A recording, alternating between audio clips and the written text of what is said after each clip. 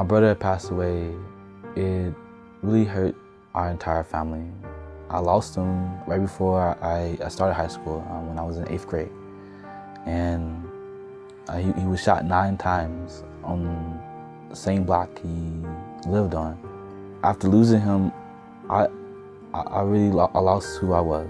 I was hanging out on the streets, I was selling drugs, and it was always some negative going on. And I believe that my brother would have had a better life if he were given opportunities similar to my own. I think about how much more life he could have had and how quick it was taken away from him. You know, Chicago is such a great city. We have so many opportunities, so many things going for us. And yet there's another part of Chicago that is just a tragic city where kids and families just live desperate lives. I wish it were a small population. I wish that there were only a few people in this situation. And yet the reality is that there are vast swaths of the city where the kids and families who live there live in tragic and challenged situations. There are far more kids than Children's Place can help, and the need is great. In Chicago, there is so much happening here that oftentimes we shine a blind eye.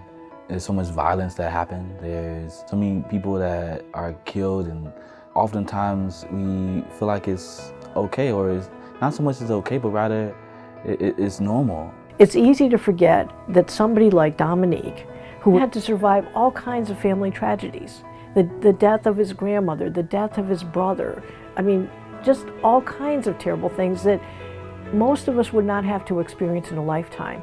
But he was able to get there because people 20 years ago gave to support Children's Place, and through Children's Place him. I've graduated university. I went to University of Illinois at Springfield. I was on the board of trustees for the University of Illinois, and I was the president of my Black Student Union. I've returned to Chicago, and I've started my own consulting company that is a global advisory to for-profit and not-for-profit organizations. The kids that are at Children's Place today are the future Dominiques.